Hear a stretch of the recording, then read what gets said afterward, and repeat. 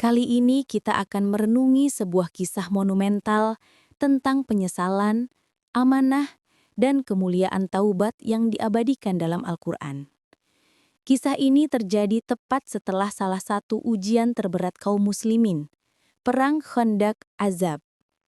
Kaum muslimin baru saja memenangkan perang melawan pasukan koalisi besar, Azab berkat pertolongan Allah dan strategi parit.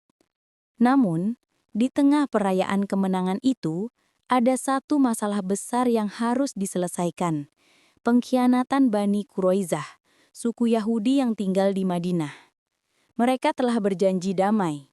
Tetapi, di saat genting perang Khandaq, mereka justru membatalkan perjanjian dan mengancam benteng kaum muslim dari dalam, membuat situasi sangat berbahaya.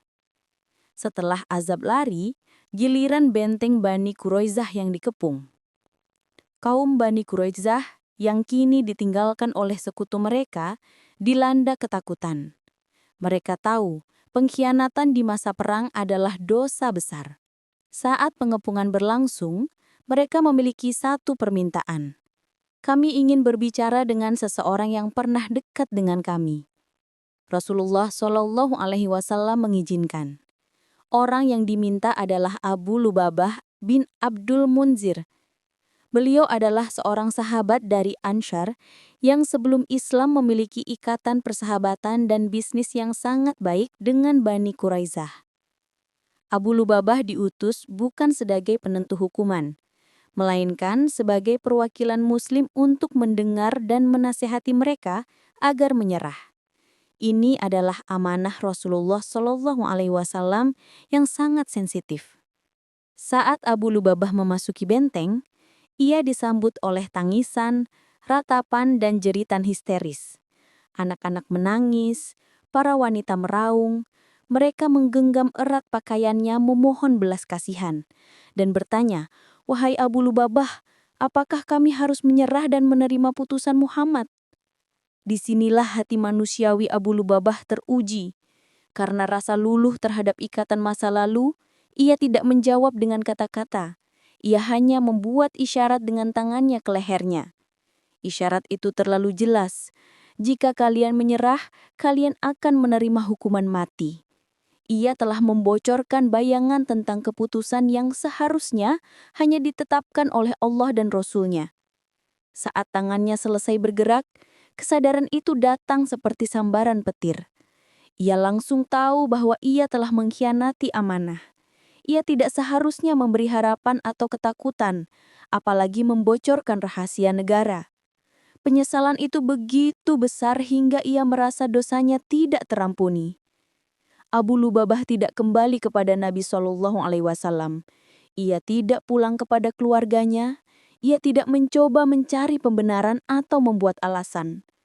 Dalam gemetar, ia langsung menuju Masjid Nabawi. Di sana, ia mengucapkan sumpah. Demi Allah, aku tidak akan meninggalkan tempat ini hingga Allah menerima taubatku. Ia kemudian mengikat dirinya sendiri pada salah satu tiang masjid, yang kelak dikenal sebagai tiang taubat atau Ustuwanah at-Taubah. Ini adalah penghukuman diri yang paling keras. Ia hanya akan makan dan minum jika keluarganya menyuapi. Tidak tidur kecuali dalam keadaan terikat, tubuhnya lemah, bahunya terluka, namun lisannya tidak pernah berhenti beristighfar. Hari demi hari berlalu. Para sahabat melihatnya dengan iba, tetapi menghormati keputusannya. Rasulullah Shallallahu Alaihi Wasallam pun tidak mendekatinya. Beliau menunggu keputusan dari Allah Azza wa Jalla. Ujian ini berlangsung selama beberapa malam. Suatu pagi, Rasulullah berada di rumah Ummu Salamah radhiyallahu anha. Tiba-tiba wahyu turun membawa kabar gembira. Allah Subhanahu wa taala berfirman, "Dan ada pula orang-orang yang mengakui dosa-dosa mereka, mereka mencampur adukan pekerjaan yang baik dengan pekerjaan lain yang buruk. Mudah-mudahan Allah menerima taubat mereka. Sesungguhnya Allah Maha Pengampun lagi Maha Penyayang." Quran Surat At-Taubah ayat 102. Ayat ini adalah bukti penerimaan taubat Abu Lubabah. Ummu Salamah radhiyallahu anha segera meminta izin. "Wahai Rasulullah, izinkan aku menyampaikan kabar gembira ini kepadanya." Ummu Salamah memanggil dari jauh, "Wahai Abu Lubabah, bergembiralah, Allah telah menerima taubatmu." Air mata kebahagiaan membasahi wajahnya. Namun ia tidak mau dilepaskan oleh siapapun selain Rasulullah. Ia berkata, "Tidak, aku tidak akan melepaskannya sampai Rasulullah sendiri yang melepaskan tali ini." Kemudian Rasulullah datang ke masjid. Dengan penuh kasih sayang, beliau membuka ikatan tali itu dengan tangan mulia beliau sendiri. Setelah bebas, Abu Lubabah ingin bersedekah seluruh hartanya sebagai tebusan. Namun Nabi SAW menasihati, cukuplah sebagian darinya. Kisah Abu Lubabah mengajarkan kita bahwa tidak ada dosa yang terlalu besar untuk diampuni jika diiringi dengan taubatun nasuha, penyesalan yang tulus dan jujur. Pentingnya amanah, bahkan isyarat kecil yang membocorkan rahasia pun dianggap sebagai pengkhianatan yang harus ditebus dengan pengorbanan besar. Semoga kita semua bisa mencontoh kecepatan Abu Lubabah dalam menyadari kesalahan, ketulusan hatinya dalam bertaubat, dan kesabarannya menunggu ampunan dari Allah Azza wa Jalla.